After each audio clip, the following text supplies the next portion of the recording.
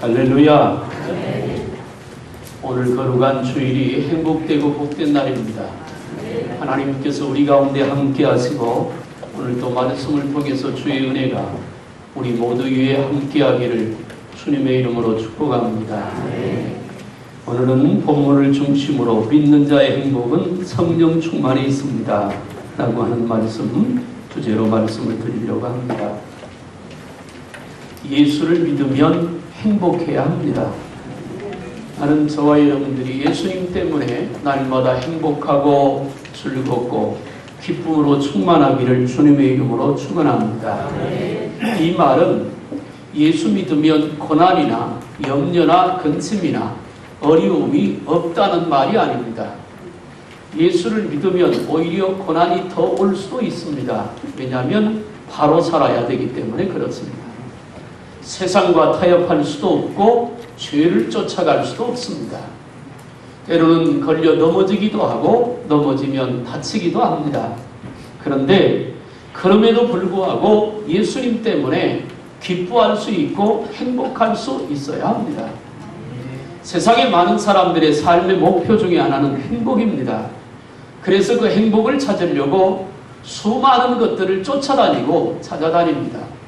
돈이 행복인 줄 알고 돈에다 인생을 거는 사람이 있습니다. 권력이 행복인 줄 알고 권력이 인생의 전부인 것처럼 거기다 올인하는 사람도 있습니다. 좋은 학교 들어가서 좋은 학교 졸업하면 출세할 줄 알고 그러면 그것이 행복인 줄 알고 거기다 인생을 거는 불쌍한 사람도 있습니다. 만약에 돈이 인생의 가장 귀한 행복의 조건이라면 우리는 모두가 다른 거 포기하고 돈 버는 일을 앞장서야 할 것입니다. 수단과 방법을 가리지 않고 돈만 벌면 행복하겠지요. 또 출세하는 것이 행복이라면 어떻게든 출세를 하는 일에 앞장서야 합니다. 돈도 중요하고 출세도 중요하고 좋은 학교 들어가는 것도 중요하고 다 중요합니다. 그런데 그것들이 과연 인생에 정말 행복을 가져다 주었느냐? 결론은 그렇지 않다는 것입니다. 행복 비슷한 것은 갖다 주었습니다. 그걸 누릴 때는 어느 정도 행복감도 있었을 것입니다. 그런데 그 시간이 지나고 나면 또 다른 욕심이 우리 가운데서 생겨나고 그것 때문에 금방의 행복은 사라져 버리고 만다고 하는 것이죠. 사람이 누구인가를 알려면 우리를 만드신 하나님을 알아야 합니다. 창조주 하나님을 알 때 내가 누구인가가 밝혀지고 내가 어떻게 살아가야 되고 무엇을 의지하고 무엇을 붙들고 그렇게 살아가야 될 것인가에 대한 답을 얻을 수 있습니다. 우리 인생을 만드신 분이 전능하신 하나님이십니다. 그리고 이 땅에 사는 동안 우리가 승리하도록 하나님께서 말씀을 주셨습니다. 그러므로 우리의 행복은 다른 데서 찾기보다 하나님 말씀 안에서 찾아야 합니다. 그 말씀이 과연 우리에게 행복을 뭐라고 말씀하시는가 하는 것입니다. 요즘 우리가 사는 이 시대는 여러 가지 인간들의 씁쓸한 자화상들을 민낯을 드러내는 사건들이 참 많이 일어납니다. 살인사건 혹은 여러 가지 좋지 않은 그런 사건들이 뉴스의 메인을 장식합니다. 왜 그런 일들이 일어날 수밖에 없을까? 사람들은 속된 말로 번지수를 잘못 찾았기 때문에 그렇습니다. 거기에 답이 있는 줄 알고 거기에 기쁨이 있는 줄 알고 거기에 행복이 있는 줄 알고 찾아다녔다가 낭패를 겪는 경우가 있다는 것입니다. 지난 주일날 저는 이렇게 설교했습니다. 사랑을 심으면 생명을 얻습니다. 다비다라고 하는 과부가 참 어렵게 살았습니다. 참 힘들게 살았습니다. 그러나 그 어렵고 힘든 상황 속에서 그 마음속에 여제자로 충만한 성령의 은혜를 힘입어서 할 수 있는 한 최선을 다해서 사랑을 베풀었습니다. 그러다가 어느 날 병들어 죽었지요. 근데 그의 죽음은 한 번으로 끝나지 않았습니다. 하나님께서 베드로를 보내셔서 죽은 다비다를 살려주셨습니다. 그 이유는 그가 많은 사랑을 베풀었으니까. 앞으로도 베풀어야 될 사랑이 많기 때문에 다비다를 살려주셨어요. 사랑하는 여러분, 저는 오늘 저와 여러분들에게 5장 18절의 말씀, 술 취하지 말라 이는 방탕한 것이니 오직 성령의 충만함을 받으라. 이것은 명령형으로 되어 있는 하나님의 명령이기도 합니다. 저와 여러분 모두가 다 우리 큰사랑교회가 성령에 충만하기를 주님의 이름으로 축복합니다.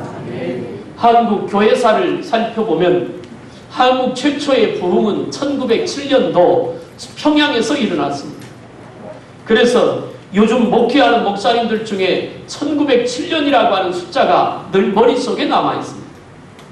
산정형 교회를 중심으로 한 평양에 성령의 불길이 타올랐고, 그래서 평양에 엄청난 성령의 역사로 수많은 사람들이 회개하고 하나님 앞에 돌아오기 시작했습니다.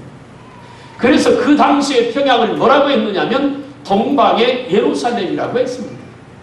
그 이유는 초대교회에 성령이 충만함을 입었던 예루살렘이 성령의 역사로 말미암아 놀라운 부흥의 역사가 있었던 그 모습이 평양에 재현되어졌기 때문에 그렇습니다. 그것은 어느 한 사람의 설교가 능력이 있어서 그런 것이 아니라 누군가를 통해서부터 시작된 기도를, 그리고 그 기도를 통해서 하나님의 불같은 성령이 각 사람 위에 임하고, 그리고 교회마다 기도가 회복되고 성령이 충만해서 수많은 사람들이 하나님 앞에 돌아오는 부흥을 경험했습니다. 그런데 그 부흥이 6.25 또 일본이 심장이 6.25를 시작하면서 그 부흥이 중단이 돼서 남한으로 쫓겨왔습니다. 그러다가 한국교회 제2의 부흥이 일어나는 것이 언제냐면 1970년도 초부터입니다. 여의도 광장에 집회를 하면 적어도 150만에서 200만 명이 모여서 그 뜨거운 여름에 비가 오던 하늘이 문을 열고 물을 쏟아붓듯 비가 와도 그 자리에 꼼짝하고 앉아서 그 많은 사람들이 며칠째 은혜 받는 그런 모습들이 있었습니다. 그런 1970년도와 80년도, 90년대 초반까지 한국은 그렇게 부흥이 됐습니다. 그런데 그 한국교회의 부흥도 역시 주체가 사람이 아니라 성령이었습니다. 각 사람의 성령이 임했고 각 교회마다 성령의 불같은 역사가 나타나기 시작했습니다. 성령이 임하니 그들의 가슴이 뜨거워지기 시작했습니다. 성령이 임하니 불행하던 마음에 기쁨이 생기기 시작했습니다. 염려와 근심이 주님 앞에 내려놓기 시작했습니다. 성령이 충만하니까 두려움이 없어지기 시작했어요. 그래서 교회가 부흥되기 시작했습니다. 대형 교회가 생기기 시작했습니다. 몇만 명부터 수십만 명까지 모이는 큰 한국교회가 생겨나기 시작했어요. 전 세계 기독교 학자들은 놀랐습니다. 어떻게 한국교회가 그렇게 급작스럽게 부흥이 되느냐라고 하는 것이었어요. 그러나 그들의 모든 답은 성령이 하셨다였습니다. 그렇게 90년대 초반까지 부흥되던 교회가 후퇴하기 시작합니다. 교회가 커지며 교회 사람들이 많이 모여들기 시작하면서 부흥의 주체였던 성령 대신 시스템이 교회에 들어오기 시작합니다. 프로그램이 들어오기 시작합니다. 조직이 들어오기 시작합니다. 물론 사람들이 모이니까 시스템도 필요합니다. 그러나 그런 것들이 핵심인 하나님의 말씀과 성령의 역사보다 우선되기 시작하면서부터 한국교회는 부흥이 중단되기 시작했습니다. 요즘에 우리 성도들과 한국교회의 모습을 보면 이렇게 얼굴을 오늘 또 여러분 예배드리는 여러분들의 모습을 보면 이런 생각이 듭니다. 정말 기쁨이 있을까? 여러분 예수 믿는 게 정말 기쁘십니까? 아니면 주일 빼먹으면 하늘에서도 벼락이라도 칠까봐 나오셨습니까? 그런 건 아닐 거고, 예수 믿는 게 행복해야 되잖아요. 예배 시간이 기다려져야 하고 찬양하는 것이 기쁨의 시간이 되어야 하고 하나님의 말씀을 듣는 그 시간이 정말로 복된 시간이 되어야 되잖아요. 날마다의 삶 속에서 주님과 동행함으로 그분이 말씀하시는 말씀이 삶에서 적용이 되고 말씀 따라갈 때 앞길이 열려지고 홍해가 갈라지는 것처럼 길이 열려져야 할 것입니다. 우리를 괴롭히는 죄악의 세력이 물러가야 되고 어둠의 권세가 떠나가야 합니다. 마귀의 권세가 한 길로 왔다 일곱 길로 떠나가야 할 줄로 믿습니다. 그것이 성도의 삶일 것입니다. 염려와 근심은 마태복음 11장 28절에 말씀한 것처럼 수고하고 무거운 짐진 자들아 다 내게로 오라. 내가 너희를 쉬게 하리라. 주님 앞에 내려놨으니까 나와 함께 하시고 내 안에 계신 하나님의 성령을 그 성령에게 맡겼으니까 걱정하기보다 그 시간에 하나님을 더 찬양하고 하나님을 더 찾고 하나님 앞에 말씀 따라 순종하면 주님이 담당하실 줄로 믿습니다. 이사야 41장 10절에 우리가 잘 아는 말씀이 있습니다. 놀라지 말고 두려워하지 말라. 내가 너와 함께 함이니라. 나의 의로운 오른손으로 너를 붙들어 주리라. 주님이 약속합니다. 마태복음 28장 18절 이하에서 20절에 말합니다. 내가 세상 끝날까지 너희와 함께 할 것이다. 할렐루야. 하나님이 우리와 함께 하신다. 그럼 하나님이 어떻게 우리와 함께 하시느냐? 성령으로 함께 하신다 그 말입니다.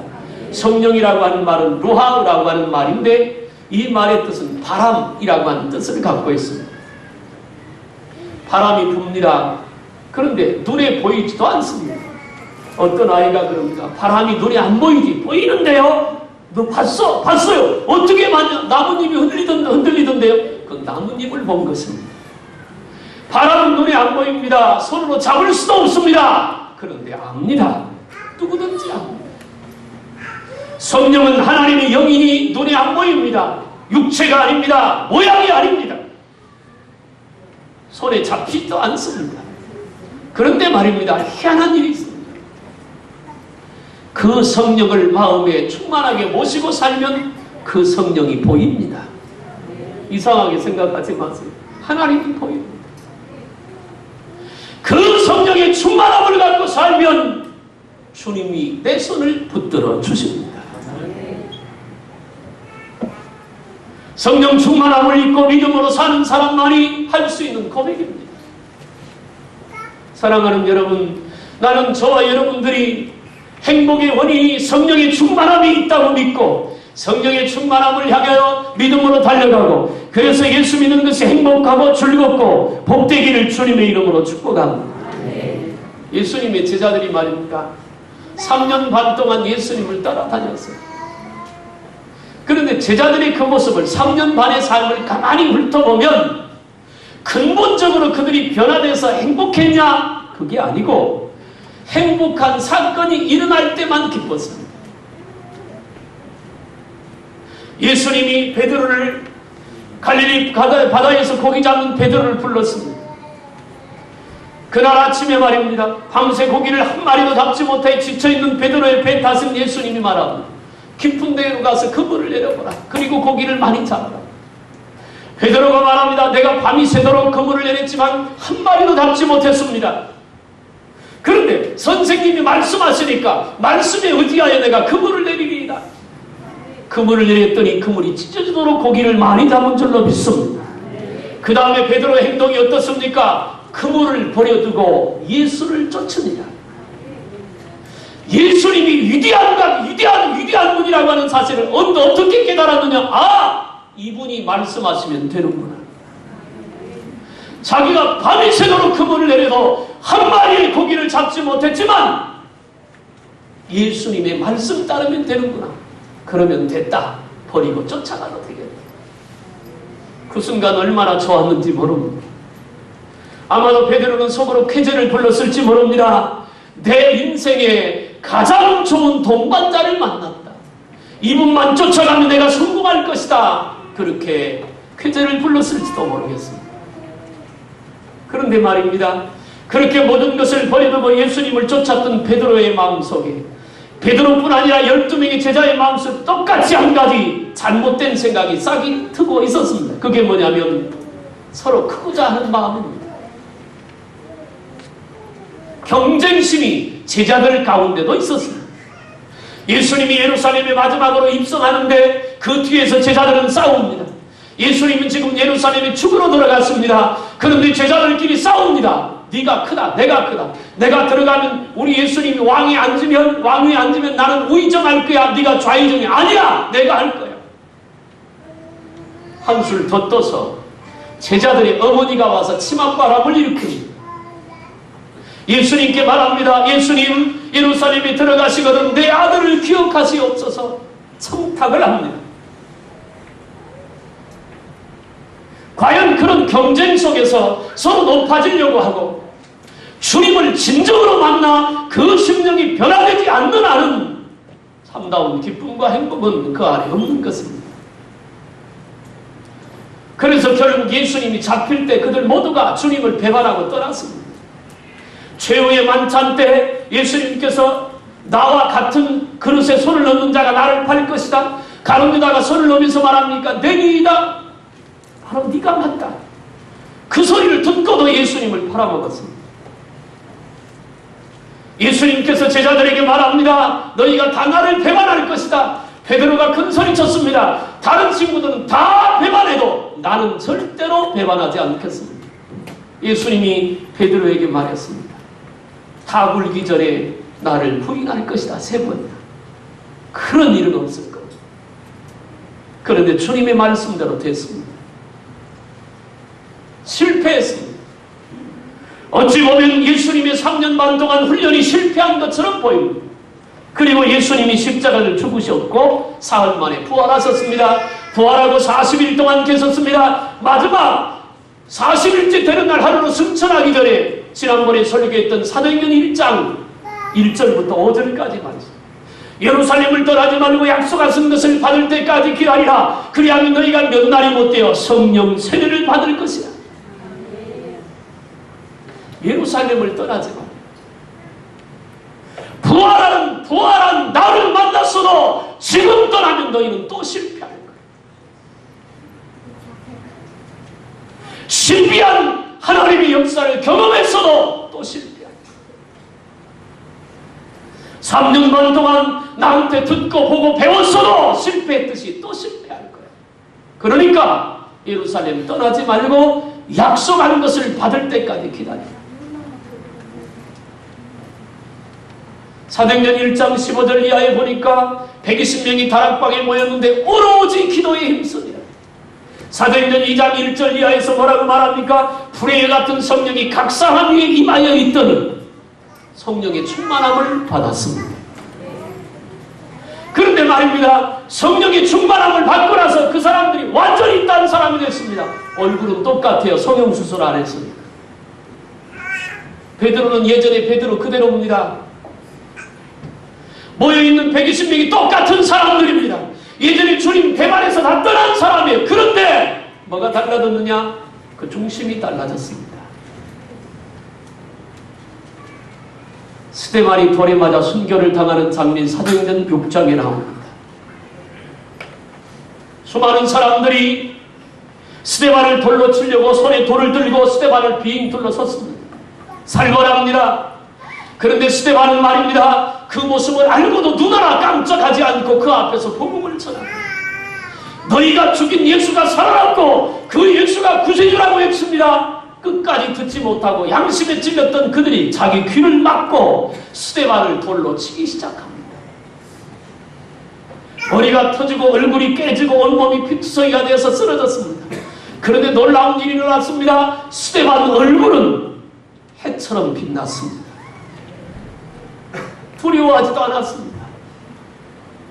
돌로 치는 살벌한 그 사람들보다 돌에 맞아 피를 흘리고 죽어가는 스데반의 얼굴이 행복했습니다. 그리고 스데반이 기도합니다. 하나님 아버지, 저들의 죄를 용서해 주옵소서. 어떤 핍박과 고난이 와도 그 고난 때문에 흔들리고 그 핍박 때문에 좌절하지 말고 내 안에 계신 성령을 의지하여 믿음으로 승리하는 여러분 될 수 있길 바랍니다. 그래야 되잖아요. 사업 성공하게 해달라고 기도했는데 사업이 성공하지 않아도 어차피 하나님이 주신 사업이라면 하나님이 붙들고 계시고 하나님의 뜻이 계실 것이니까 결과는 주님 앞에 맡기고 나는 최선을 다할 뿐이고 이러나 저러나 하나님을 기뻐하며 그렇게 감사하며 찬양하며 살 수 있다면 하나님은 그 사업도 붙잡아 줄 줄로 믿습니다.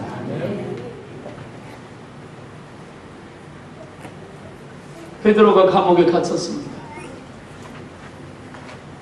헤롯이 예수님의 제자인 야고보의 목을 잘랐습니다. 그랬더니 그 당시에 종교 지도자들 장로들과 서기관과 바리새인들이 그걸 아주 좋아합니다. 그걸 알고 베드로도 죽이려고 잡아서 감옥에 갇혔습니다. 4사람씩 4명씩 깊은 감옥에 갇히고 손발을 착고에 묶었습니다. 사도행전 12장에 보니까 베드로의 갇히다 성도들이 다락방에 모여서 다시 기도를 시작합니다. 얼마나 열심히 기도해요.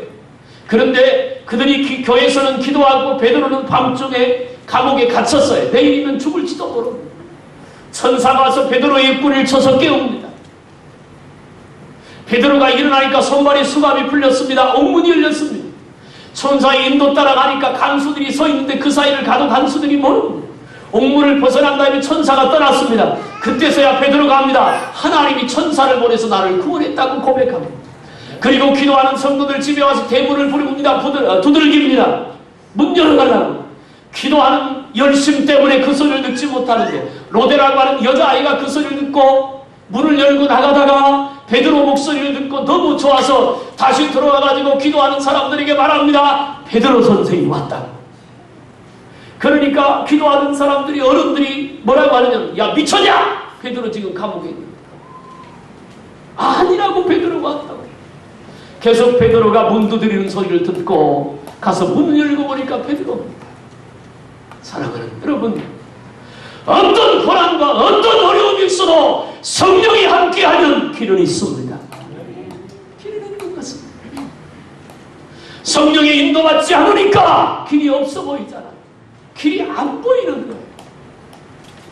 예수 안에는 길이 있습니다. 그래서 요한복음 14장 6절에서 말합니다. 내가 길이요 진리요 생명이니 나로 말미암지 않고는 아버지께로 올 자가 없느니라. 예수님이 천국 가는 길입니다. 예수님이 이 땅에 승리하는 길이고 예수님이 이 땅에서 하나님의 뜻을 이루는 길이고 행복의 길도 예수님에게 있는 줄로 믿습니다. 사도행전 16장에는 바울과 실라 얘기가 있습니다. 빌립보에 복음을 전하러 갔던 바울과 실라가 시장통을 지나가다가 귀신 들린 저만한 아이를 보고 하도 괴롭히니까 그 아이를 향해서 말합니다. 그 안에 있는 귀신은 그에게서 나오라. 그랬더니 그때부터 이 아이가 점을 칠 수가 없습니다. 그 아이를 노예로 사다가 아이의 점을 통해서 돈벌이하는 주인이 바울과 실라를 고발을 합니다. 이상한 것을 퍼뜨린다. 바울과 실라가 한 것은 불쌍한 영혼을 살렸을 뿐입니다. 그런데 그것이 오히려 모함이 돼서 실컷 두들겨 맞고 감옥에 갇혔습니다. 그 이후의 상황을 성경을 보면 바울과 실라는 죽기로 정해져 있는 상황을 볼 수 있습니다. 그 밤에 실컷 두들겨 맞아 고통스러운 그 밤에 말입니다. 바울과 실라가 하나님을 찬양하고 기도했습니다. 그 밤에 기적이 일어납니다. 하나님께서 바울과 실라에 묶였던 것을 풀어주시고 옥문도 열어주신 줄로 믿습니다. 성령이 충만하니까 하나님이 내 안에 계시고 하나님이 여기 계시고 하나님이 함께한다 하시는 믿으니까 낙심하지 않는 것입니다. 보통 수갑이 풀리고 옥문이 열렸으면 간수는 도망가야 되잖아요. 아니 죄인은 도망가야 되잖아요.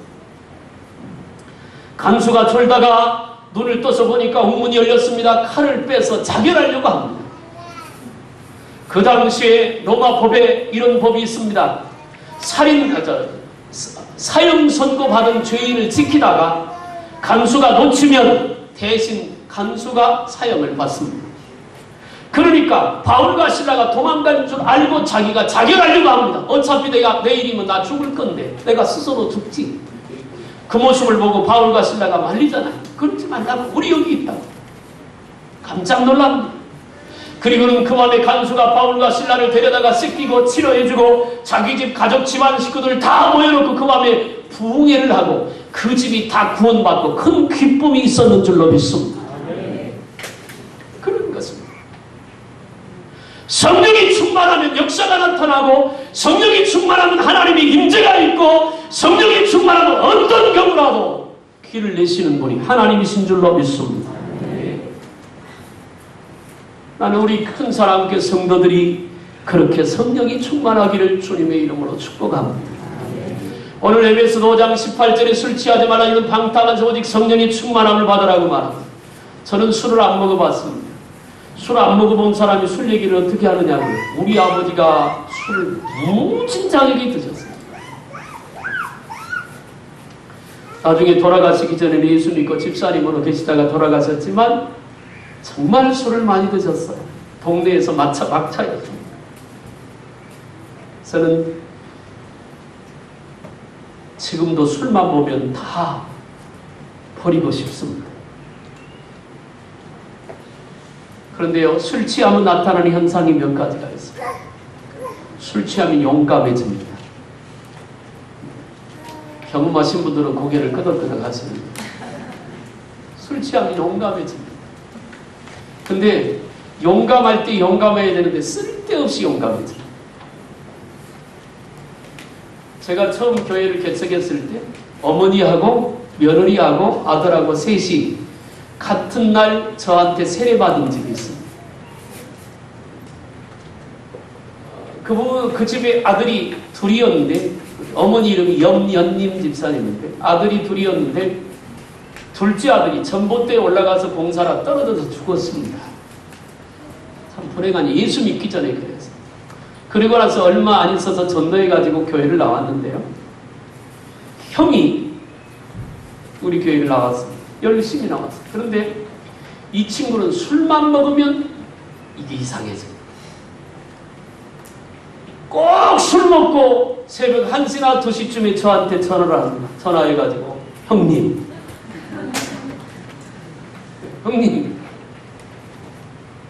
그리고는 막 옵니다. 참다가 어느 날 제가 불렀습니다.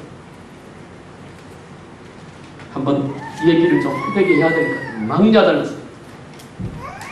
나이도 저보다 한참 어렸으니까 사내놈이 할 짓 없어서 술 먹고 울어? 야, 울고 싶으면 그 남한강 가야니까 백사장에 가서 아무도 없을 때 혼자 실컷 울어. 그리고 앞으로 술 먹고 나한테 전화하지 마. 그랬더니요, 술 먹고는 전화 안 하는데 사고 치면 전화합니다. 술 먹으면 얼마나 용감해지는지 몰라요. 왜 쓸데없는 공중전화 박스를 때려부시냐고. 피투성이가 다 돼가지고 팥줄서에서 전화가 왔습니다.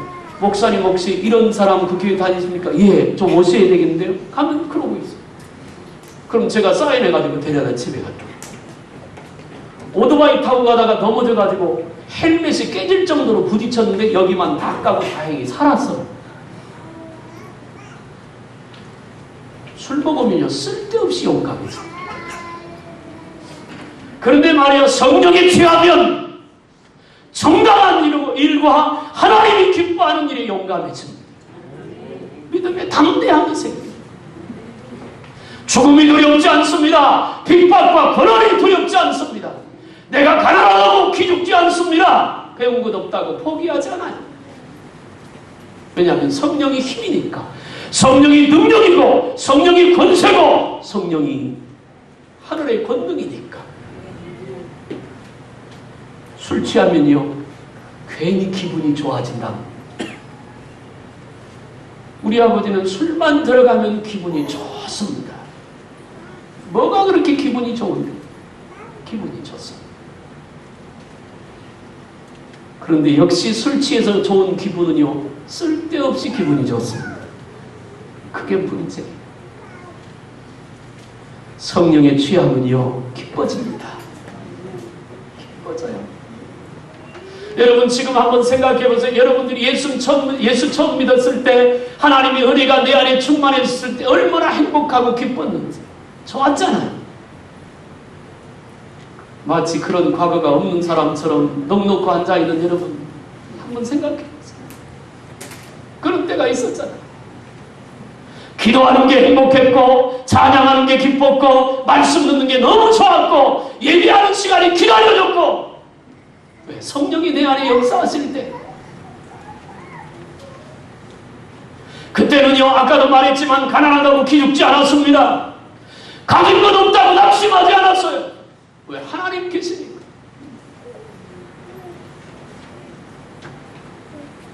술에 취하면요 잘 줍니다. 그래서 우리 아이들이 아빠한테 용돈 받으려면 술 취했을 때 가면 줍니다. 나 용돈 써. 그래, 얼마나 필요해? 그리고 다음날 술 깨면 내 지갑에 돈 어디 갔지? 어떤 분이 그런 얘기를 하죠. 부인은 예수를 믿는데 남편은 예수를 안 믿습니다. 비가 억수로 오는 어느 날 술을 잔뜩 먹고 온 남편이 얼굴이 핏서리가 됐어요. 부인이 놀래가지고 도대체 왜 그러냐고. 어디서 이렇게 다쳤느냐. 그랬더니 남편이 하는 말이 성질을 내면서 이런 거야. 야, 그러니까 말이야. 그 자식이 말이야. 내가 길을 가는데 벌떡 일어나서 나하고 한번 붙잡아서 싸웠잖아. 나중에 얘기를 가만히 듣고 보니까 전봇대하고 싸운 거야. 헛것이 보입니다. 사랑하는 여러분, 성령은 우리의 속속들이를 다 알길 원하시고 아십니다. 우리 안에 계셔서. 그래서 우리를 통제하길 원하고 우리를 다스리길 원하고 우리의 주인 되기를 원하는 줄로 믿습니다. 그래서 성령의 충만함을 받아야 합니다. 그래야 그 성령의 순간마다 우리를 도우시고 깨닫게 하시고 은혜 주셔요. 그래서 기쁨으로 살아갈 수 있게 되는 거예요. 세상에 걱정이 얼마나 많은 줄 압니까? 돈이 없으면요, 내일 때문에 걱정입니다. 돈이 있으면요, 그 돈 때문에 걱정입니다. 그렇잖아요. 공부를 잘해서 어제 우리 장로님 집에 가서 예배드리면서 효근이한테 내가 그랬더니 너 서울대 가. 그랬더니 효근이가 막 웃더라고요. 말을 잘 알아들어야 돼. 서울에 있는 대학. 근데요, 서울대학교 간다고 합시다. 입학할 때부터 고민입니다. 과연 내가 졸업해서 좋은 직장에 취직할 수 있을까? 그러면 쉽게 그냥 가까운 데 가지 뭐. 미안해요. 가까운 데 다닌 대학 낮게 평가하는 것 같아서 가까운 데 가지 뭐. 그럼 가까운 데 가면 좋을까요? 마찬가지입니다. 어느 것도 정확한 답은 없는 것 같아요. 오늘 본문에 봅니다. 성령이 충만하니까 몇 가지 보통 사람들에게 나타나지 않는 일이 있습니다. 첫째는 신령한 노래를 부르게 됩니다. 여러분, 나는 여러분의 삶 속에 날마다 찬송이 살아있길 바랍니다. 늘 찬송하는 삶이 되세요. 바울과 실라가 찬송과 기도하다가 옥문이 열린 것처럼 여러분의 삶 속에 찬송이 살아있으면 역사가 일어날 줄로 믿습니다.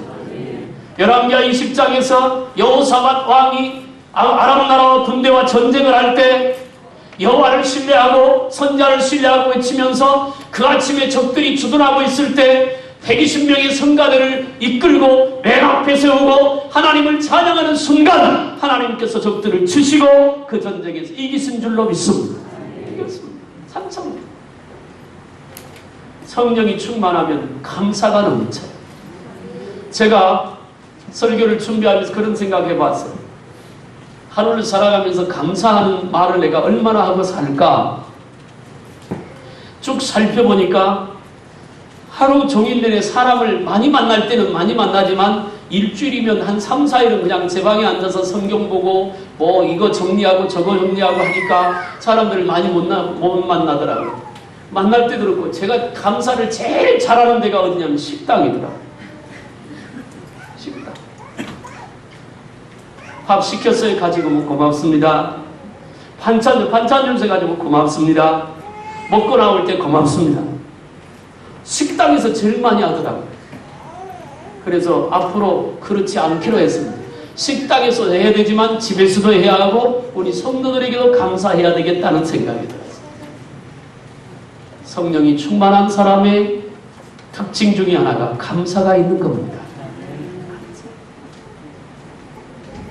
그런데 한 가지 좀 짚고 넘어가야 될 게 있습니다. 성령이 충만한 것을 어떤 지나친 신비의 영역으로 생각하는 게 있습니다. 물론 신비한 것도 있습니다. 그런데요, 이런 게 있어요. 따라합니다. 성령이 충만하면 예수 그리스도를 인격적으로 닮아간다. 인격적으로 닮아간다. 자기가 한 말을 책임지지 못하는 그런 인격이 아니라 내가 한 말대로 살 수 있는 인격만. 성령이 충만하면 변해요. 마음도 변하고 생각도 변하고 삶도 바뀌는 거예요.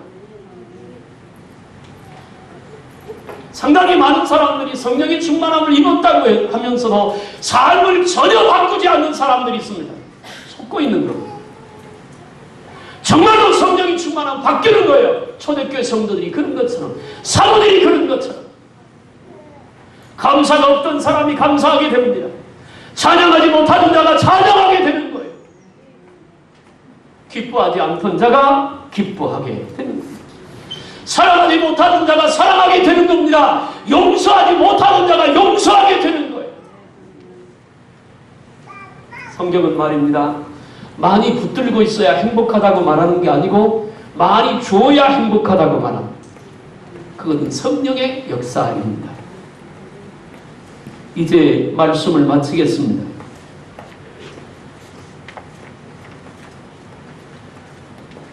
오늘 우리가 예수 믿을 때 정말 행복한지를 한번 돌아보십시오. 아니, 과거 말고 지금 말이에요, 지금. 예수 믿을 때 우리는 예수님 때문에 정말 행복할 수 있어야 하고, 기뻐할 수 있어야 하고, 감사할 수 있어야 합니다. 왜? 그분이 우리 안에 계시니까. 그렇다면, 그렇지 못하다면 우리는 그 기쁨과 행복을 찾아야지. 왜? 예수 믿을 때 처음만 어떤 은혜가 임했을 그 순간만 행복하고 끝나느냐는 말이에요. 주님이 내 안에 계시는 한 영원한 그날을 갈 때까지 기뻐하고 감사하고 찬양하고 행복할 수 있어야 되잖아요. 데살로니가 5장 16절부터 항상 기뻐하라 쉬지 말고 기도하라 범사에 감사하라 이는 그리스도 예수 안에 너희를 향하신 하나님의 뜻이니라. 그 다음 뭐라고 그래요? 성령을 소멸치 말고 예언을 멸시치 말고. 성령으로만 가능하다는 거. 그럼 어떻게 하면 성령이 충만함을 받습니까? 한 가지입니다. 예수님이 가르쳐 주셨어요. 예루살렘을 떠나지 말고 약속하신 것을 받을 때까지 기다리라. 그 말을 듣고 120명이 다락방이면서 열흘 동안 간절히 기도했더니 불에 같은 성령이 그들에게 임한 줄로 믿습니다. 기도 없이는 성령의 충만함도 없습니다. 또 성령의 충만하면 또 기도하게 되는 거예요. 이건 계속해서 반복되는 현상입니다. 그게 사도행전입니다. 이제 한 가지 여러분 마음으로 결심했으면 좋겠습니다. 나도 성경에 나와 있는 사도행전에 있던 성도들처럼 성령의 충만함을 받으리라. 그런 각오하셔야 합니다. 이왕 믿음의 길을 가는데 기뻐서 가야 되잖아요. 억지로 끌려가면 얼마나 힘들어요. 감사해서 가고 찬양하면서 가고 사랑하면서 가고 하나님의 살아계심을 나타내고 보여주면서 가는 게 믿음의 삶이어야 되잖아요. 그러려면 예루살렘을 떠나지 말고 기도하는 것부터 시작하십시오. 미루지 말고 오늘부터 하세요. 목사도 기도 안 하면 기쁨이 사라집니다. 아무리 은혜가 있고 능력이 있던 사람도 성령의 역사하심을 의지하지 않고 그 성령의 역사가 없으면요 가는 길이 너무 힘들어요. 말씀을 마치면서 길은 성경에 있습니다. 성도의 행복은 성령 충만함에 있습니다. 오늘부터라도 마음에 각오하시고 기도 시작하십시오. 어디서 해도 괜찮습니다. 교회 나와서 하면 더 좋지만 여러분이 머무는 그 자리에서라도 시간을 정해놓고 하나님 나에게도 약속하신 그 성령을 주옵소서. 빌기를 다음에 모인 것이 진동하더니 불의 같은 성령이 기도하는 여러분들에게 임하게 될 줄로 믿습니다. 그때부터 예수님 때문에 기뻐지고 행복해지고 찬양이 나오고 감사가 있고 사랑이 넘치는 복된 삶이 될 거예요. 그런 저와 여러분들이 되기를 주님의 이름으로 축복합니다. 기도합니다. 살아계신 하나님 아버지, 오늘 또 귀한 말씀 우리에게 주셔서 감사합니다. 예루살렘을 떠나지 말고 약속하신 것을 받을 때까지 기다려온 말씀 따라 술 취하지 마라 이는 방탕한시 오직 성령의 충만함을 받으라고 했던 주의 말씀을 따라 이제부터 기도하겠으니 우리에게 성령의 충만함을 주셔서 예수님 때문에 기뻐하고 행복하고 찬송과 기도가 살아있고 감사와 사랑이 있는 아름다운 삶이 되게 하옵소서. 예수님의 이름으로 기도하옵나이다. 아멘. 191장을 찬송하면서 준비하시기 바랍니다.